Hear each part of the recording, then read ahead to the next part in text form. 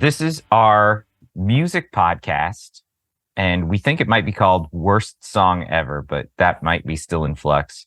And basically, in this podcast, what we're going to do, guys, is we're going to sit down, listen to a song. Either one of us, every time we do this on each episode, one person's kind of going to be like the guy that chooses the song.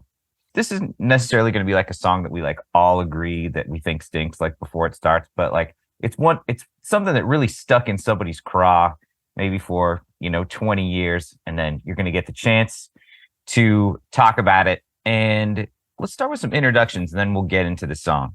Yeah, I'm Ryan. I love to hate songs. Musician for the last 20 years plus. Actually started my first band with Brian, so it's only fitting that we're coming back together to share some of our most hated treasures from the past and today. Yeah, I think you guys both have some serious bona fides. So yeah, Ryan is a guitar player, musician, sound and video kind of specialist, and just a real artsy soul. Andrew, why don't you drop your bona fides on us? Yeah, I'm Andrew. I've been playing music for, 75-80% of my life. We'll say the last 30 years. Started with piano, so I'm a classically trained pianist, and then from there played many different brass instruments throughout grade school, middle school, high school, as well as mallet percussion. And then, I got into drums and eventually met Ryan and later Brian, and had, my formative years of music with you guys. And love a good song, love to hate a bad song, and listen to a little bit of everything. But I always have a pretty strong opinion. So. Yeah, Andrew, we were in a band together as well. I guess we should mention that. So, yeah, definitely. Yeah, Dirty Wink, baby. We've all fucked around with each other in bands, and then we actually all were in the same band for all of about a month to play for my brother's wedding. That was our last big show, and it totally kicked butt. Well, and we also got to go back to the formative Ode to Borges years. Country Fair. My first year going to Oregon Country Fair was with you two fellas playing on the youth stage. For anybody out there that knows what the Country Fair is, if you know, you know. So, but yeah, Brian, why don't you give yourself a little introduction? Well, yeah, I mean, I think, I've been part of those great musical experiences too. I, as singer and also kind of not great rhythm guitar player, and guy who just kind of really was picky about the songs that I wanted to play in these bands. And when I think back on some of those choices, I think, man, what business do I have to say like anything bad about anybody else's music success, especially, guys, a band like Lit, because the song that we're going to talk about today is Lit, My Own Worst Enemy. And when Andrew, when you said that the YouTube was then going to recommend that Sum 41 come up next, when we kind of decided that this was going to be the song that we did first, I was like, oh yeah, My Own Worst Enemy by Sum 41. I was sure that was them. And then the music video started and I was like, oh, it's not that guy who looks like Malcolm in the Middle's older brother. This is a different band. Yes. Yeah, I think we're going to surprise ourselves a lot with bands that we conflate with the other band from music at that turn of the century. Mm-hmm. Yeah, and especially, at least Sum 41 had a few hits, but Lit is a bona fide one-hit wonder from the 90s in peak one-hit wonder era, especially when it came to like alt rock. I mean, they lit up bright and then they burned out fast. So yeah, because this song, they lit up bright for sure. This song won an award for Billboard Music Award for Modern Rock Track of the Year in 1999. So like they only hand out one of those a year, guys. Yeah, that's pretty special. You are definitely you're calling your family and letting them know. Well, yeah, who the fuck were they up against for that year? That's a good question. That's a good question. We should probably know that, and we don't. But yeah, if this song won, I don't know if I want to know who they were up against. Although we could kind of look and see what was kind of leading up to this just downfall of culture that this song is that we may decide that it is. I think I'm thinking I might surprise you guys in my final judgment about this one, but I'll tell you who also won one that year in 1999. Well, first off, right before the year ends, And when you heard this song, you think, is this going to be the last year of human civilization? Well, that was What It's Like by Everlast, Oh, God. which I kind of remember a lot of people kind of being like, man, Everlast, man, he's really changed.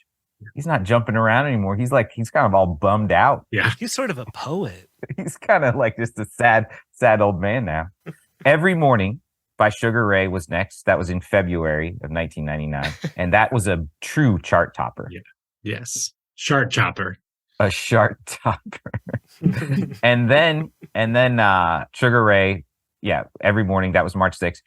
And Lit had My Own Worst Enemy, April 10th, 1999. Wow.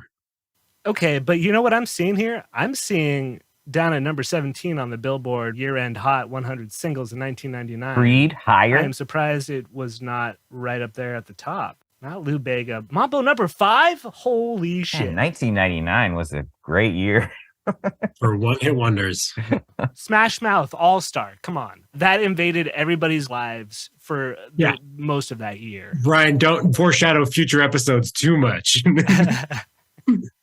This is just 1 year of many bad years. Yeah. And the music video for that one is essentially just Shrek and Donkey like dancing around in the forest.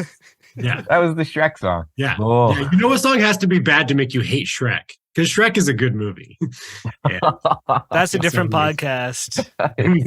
Yeah, see, we don't always need to agree. And I think that is going to be one of the more interesting things for me to do about this podcast is that, first off, we don't really hate these guys. And I read about these guys. They are not canceled. The worst thing that I found out about the lead singer of Lit is he did kind of a showy jump off the speaker at one of their shows, and he kicked a young man in the face, and that young man he talked about it at length in the YouTube comment section. But he's okay, and he's forgiven the band and moved on.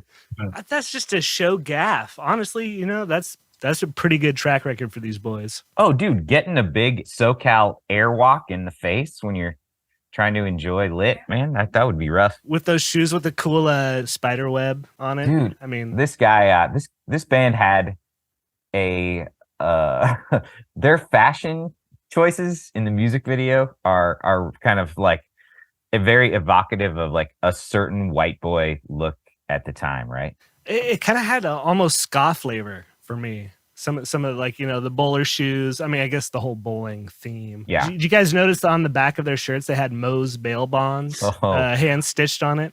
Well, I think we're looking at a group of some certified bad boys because oh man, no, dude, there's stories to be told about this band going out on tour. One time they stole a gardener's golf cart that the gardener was using at the hotel that they were staying at, and they took off with it and got drunk and crashed it or something like that. And he was like, man, there was I'll just give you a quote from vocalist Jay Popoff. He said, this song was the combination of many, many incidents. He'd gotten in trouble with the law for public nudity in the late 1990s, and he sang My Own Worst Enemy nude in the studio. He described a New Year where they got drunk in Laughlin, Nevada. They stole a janitor's cart, and he and 5 friends jumped into the flatbed, rode down the sidewalk, and got chased by the cops. Whoa. I mean, this is highly relatable to our high school years, to be honest. I know. Yeah, exactly. I mean, we did do all that. We did crap like that too. I would not want that on my Wikipedia page. But man, they were just some like Southern California straight up dudes. Definitely. And that's definitely the aesthetic I got from the video too. I mean, from the lead singer, I was getting some serious like wannabe Elvis vibes. Oh yeah. With like the slick back hair and stuff. And sideburns. Yeah. And like going back to the whole like ska vibe, I wouldn't be surprised to learn that this song definitely coincided with like the kind of big band revival, Cherry Poppin' Daddy's Big Bad Voodoo Daddy, Brian Setzer. So they were maybe trying to ride that wave a little bit as well with their on-screen personas. But, one of the things about this video I thought that was just so disappointing is there's so much potential content in the lyrics of this song to be someone who's like living the next day, the morning after, the hangover, the whatever. And instead they're just bowling.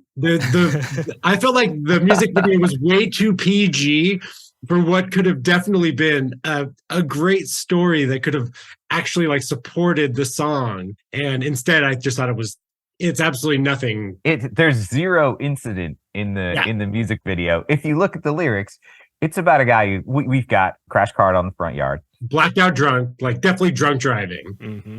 Absolute slobber knocker with your girlfriend, drunk off your ass in the middle of the night, and then burning yourself with a cigarette. That would be more interesting to see than like some guys doing a Big Lebowski impression at the bowling alley. Yeah, like I'm not even sure these guys were going to get kicked out of the bowling alley for their behavior, let alone like arrested. Like if this is your own worst enemy, then like you seem to be doing pretty good. They seem like well-adjusted young men. Maybe if not a little bit boring, considering like all of those things could have been addressed in the first verse, and that basically takes up the entire song to get that whole storyline out. Well, I think we've officially moved on to lyrics. So here, let's take a quick commercial break, and we will come right back, and we'll dive into these beautiful lyrics. So the second line in the first verse, can we forget about the things I said when I was drunk? I didn't mean to call you that. Now, given what we know about these boys' history and how, they have the finger quotes, bad boy reputation, how likely do you think he meant the B word? How likely do you think he actually meant the C word? Yeah. I think it's like a 90-10% split that he probably meant the B word as far as his bad boydom goes. Yeah. I think back in 1999, like I don't remember us throwing that one around too much. It's true. The C word, I mean, like I think he didn't mean to call her a bitch. I think so. I think he was going for bitch. Yeah, I agree. I'm going to give this guy the bitch a fit of the doubt on this one. But could have also been like a really like creative diss, like what you'll hear from like insults from other countries and like, oh, in Poland, you don't call someone like a fucking asshole. You call them like the prolapse anus of an old farm animal. Like, he's like, I can't believe you called. I didn't mean to call you that. I don't even know where I came up with that. That old chestnut. Yeah. Yeah. It's definitely one of those. I didn't mean to call you that is definitely a thing that you say when you like. I call that a non-apology. Right. That's kind of toxic behavior. Can we just forget about when I came home blackout drunk, crashed the car, almost burned the house down, and called you names? Mm-hmm. And he's forgiving her blatant violence of whatever she threw at him. Oh, right. Yeah. It's, you know what? There's two sides to this story. Mm-hmm. And he's willing to call it all off. Just call it a wash. Yeah. I'm going to go out on a limb and say that chances are whatever she threw at him, he deserved it. So, yeah. Wow. What a safe answer, Andrew. Good for you. Yeah. That's, I mean, I don't want to put my neck out there too far, but. Yeah. I mean, we've seen his face. You want to throw things at it. That's true. Although I want to throw things more at the guitar player with the fucking rat tail for a goatee. To be honest, that was great. Yeah, didn't you go play for Static X after this band? Wow, he really changed his image. He also was wearing one of those extra large button ups with like a woven flame coming down just one side. I was like, I think I probably went to Zoomies and asked my mom to buy me one of those at some point. Yep, definitely. That music video is absolutely sponsored by either Zoomies or Hot Topic or both. Yes. But as far as lyrics go, there's really not a lot here. This guy wrote this song in like 2 minutes. Yeah, absolutely. Yeah. He heard the riff and then he's like, all right, got it. Yeah. Let's jam, boys. Let me just work on my jump kick for most of this song. Yeah. Hell and yeah. I mean, it's definitely safe to say that he left his rhyming dictionary at home because there is like no effort whatsoever to like have any kind of cadence or rhyme in this at all. The closest he gets to rhyming is rhyming me with enemy, which he's essentially rhyming it with the same fucking words. Mm-hmm. Wow, that's a good point. Yeah. There must be some type of magic to this song because this is the first time after you pointed that out that I've noticed that fact. Yeah. I mean, it really slides under the radar with these shitty lyrics because this song, I haven't listened to this song since it was like actually playing on the radio, unless I heard it like in the commercial to like all you can eat mozzarella sticks at TGI Fridays, which is kind of what it sounds like.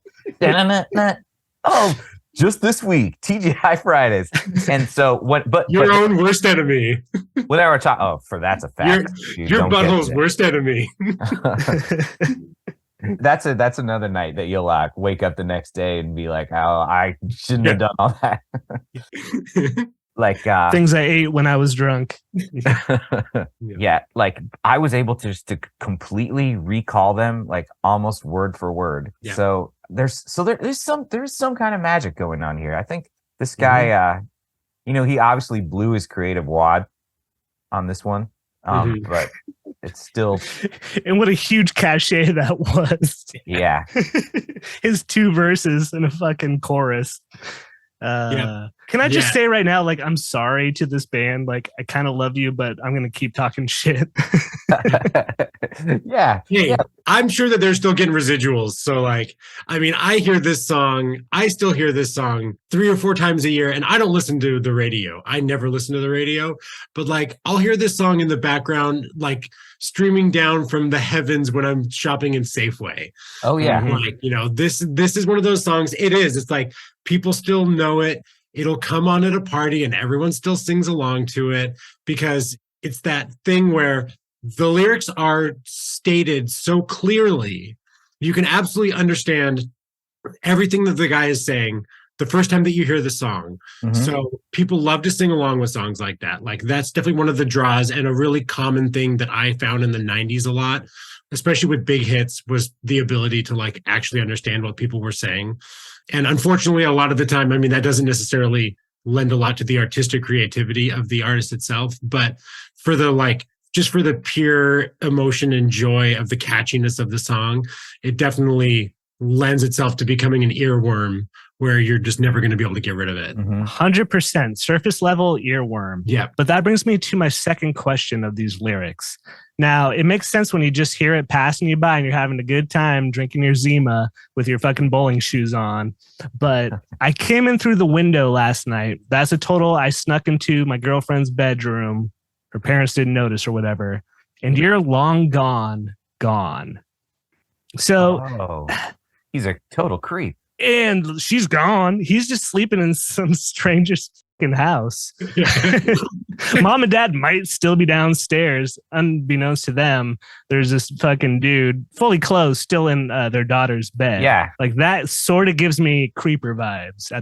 Dude, you think your daughter's gone, then you hear like the heavy like Doc Martens banging on the floor upstairs.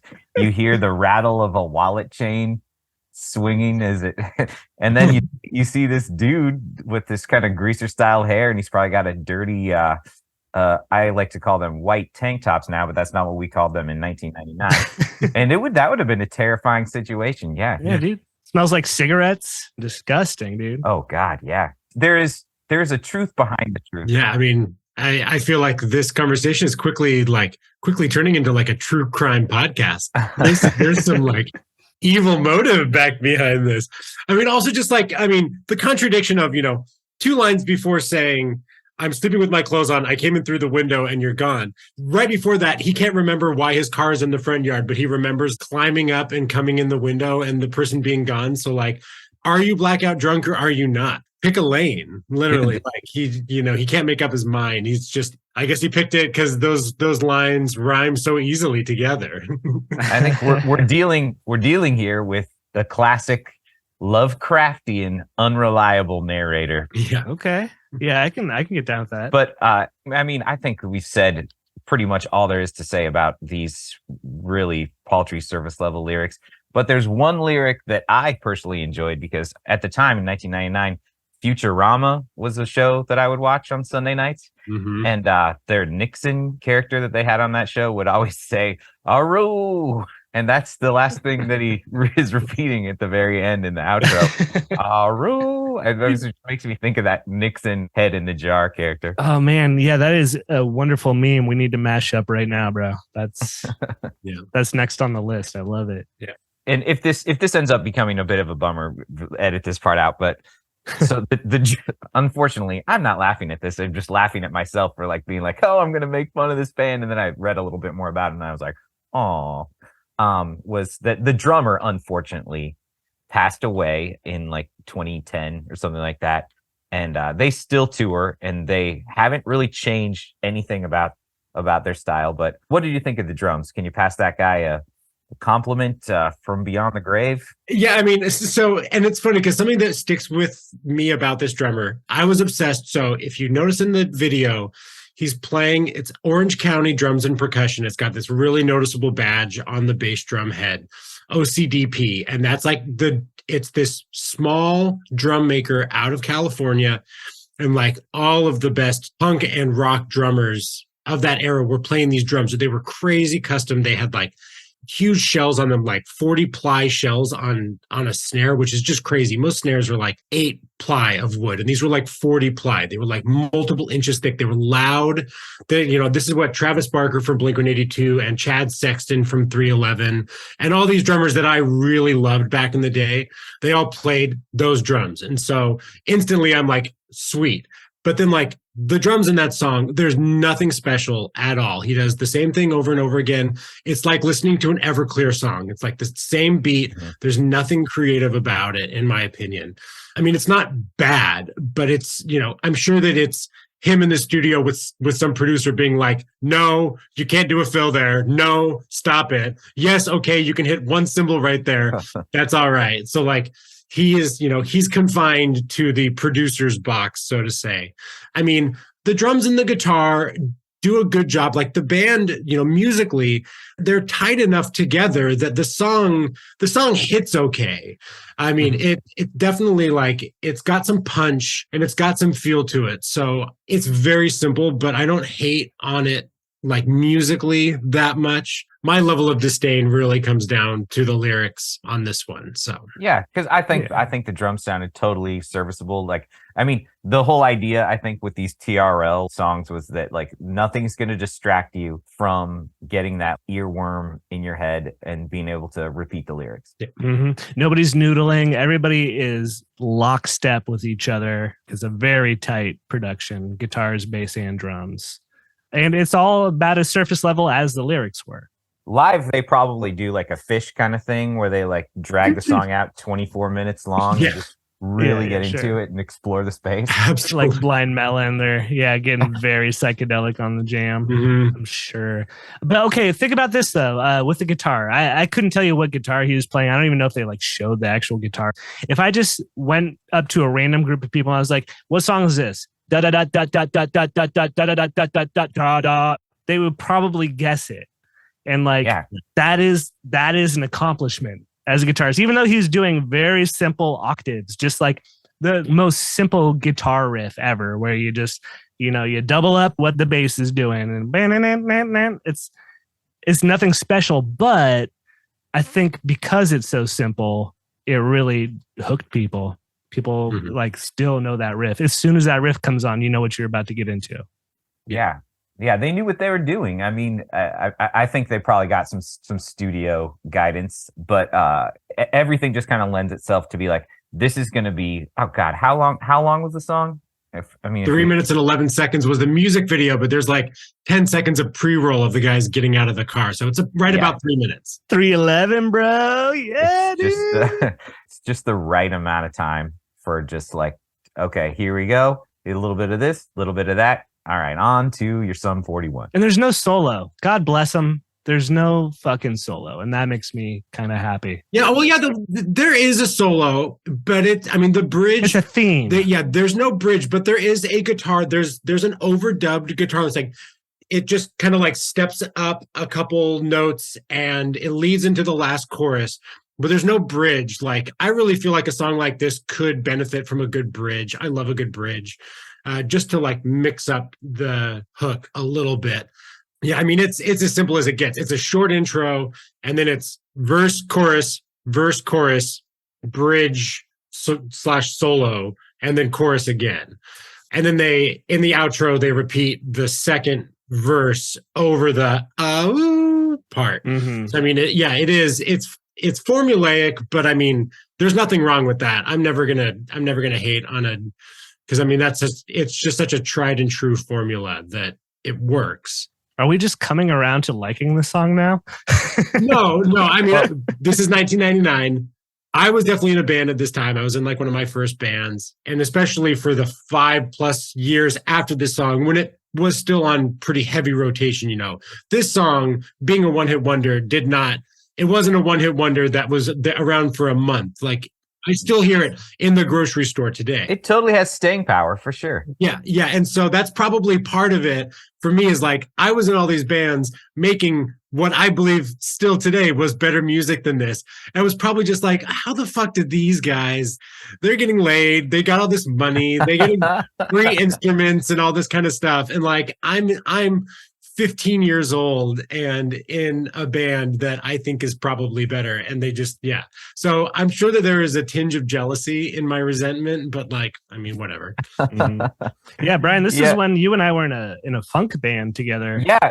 Why did that never take off? I know, like for an empirical fact, we were better musically than this band.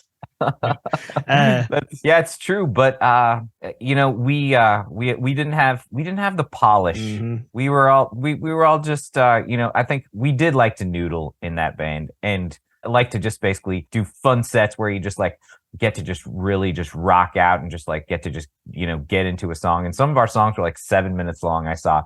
And that I think we just kind of missed the boat on that one. Like if you want to be popular, you can't be like absolute. Well, you can be shit. Remember the song about the girls who were Abby and Crombie and Finch?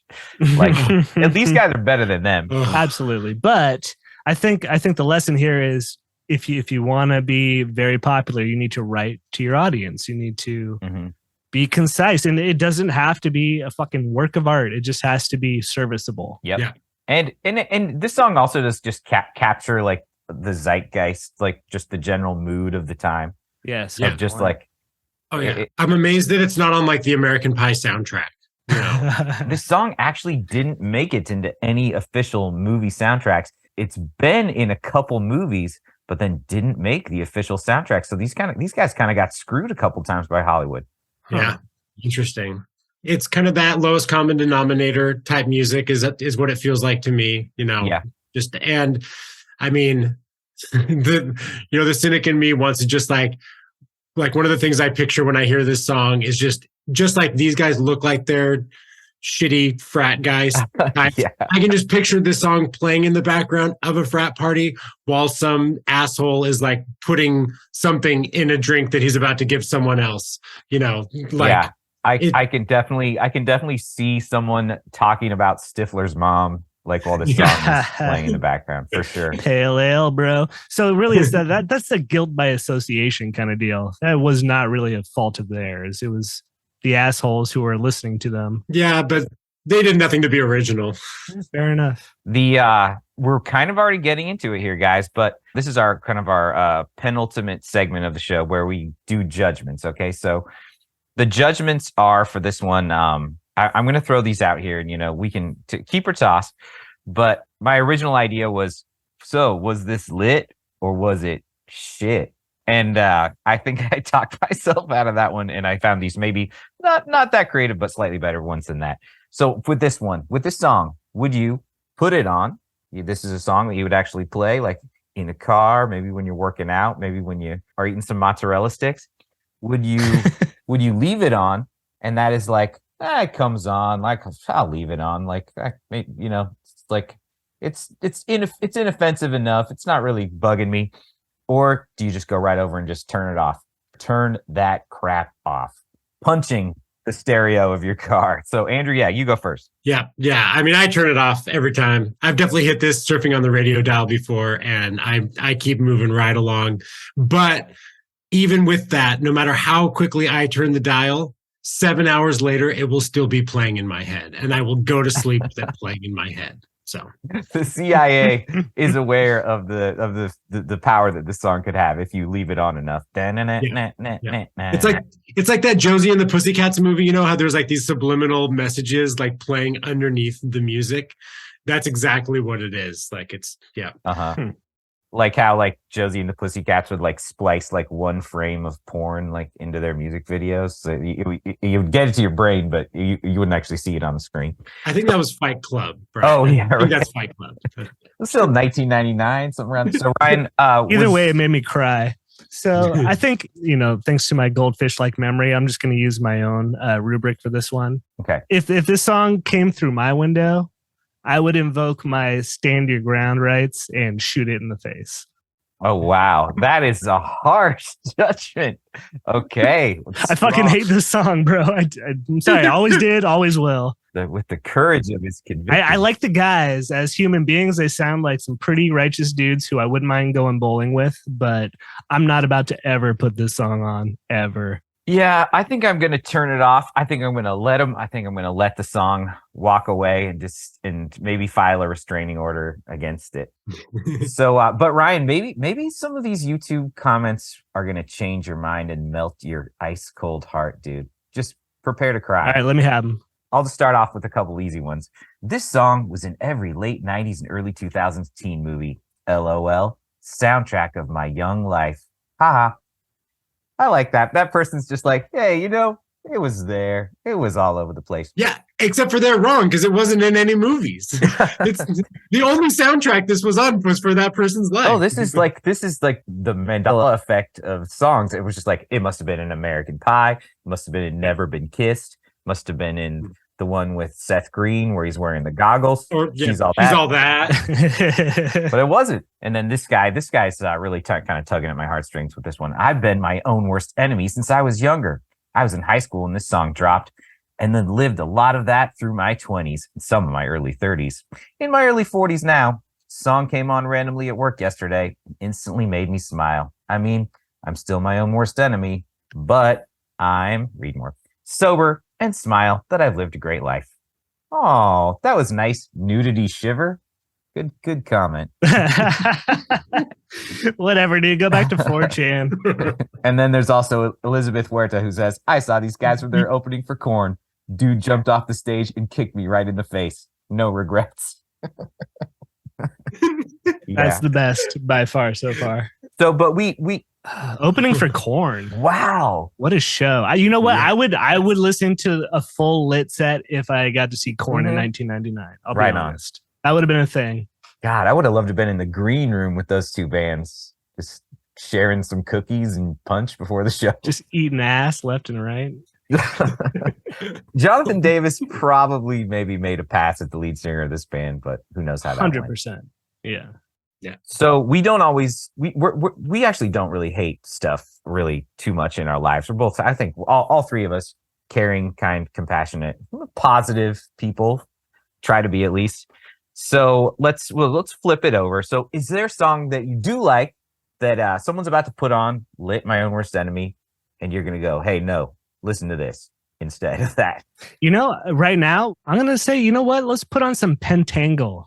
Let's get back to some 1970s English folk rock. And okay. I'm gonna recommend that we listen to I don't know, maybe the Hunters song. Yeah, you know what? That's a great place to start. Hell yeah. Andrew, what's been playing in your iPod lately? Oh, so we're saying right now, interesting.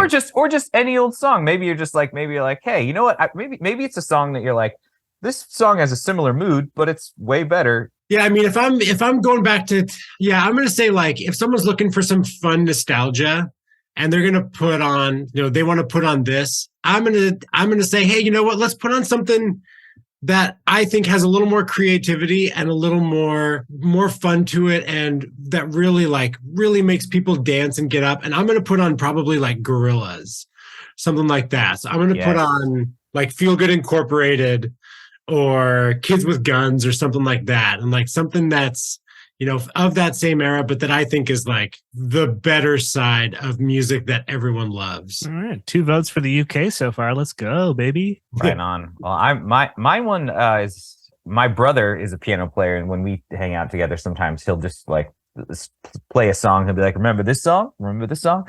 And then we kind of sing and have a little nostalgia sesh. But he started playing a song on the piano that another one that I was like, oh, I know all the words to this.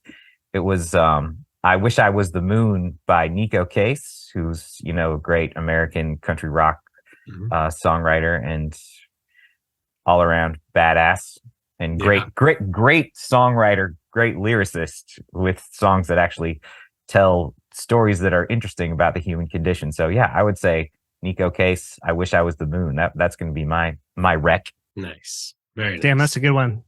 It makes me want to change my shit. God damn it. Well, I'm going to listen to your Pentangle. I'm going to blast it right now. Love it. Well, guys, this is goodbyes, but do you guys have anything to plug before we say adios? Yeah, just love everyone, love every band. Find some kernel of goodness in it, unless they're just evil fucks. Good caveat. And love yourself. That's my plug for the week. Excellent. Yeah. Very positive. Yeah. Andrew? Yeah, I will second that and say, we're all fighting battles about which the other person knows nothing about. So practice empathy and do your best to be patient with those around you.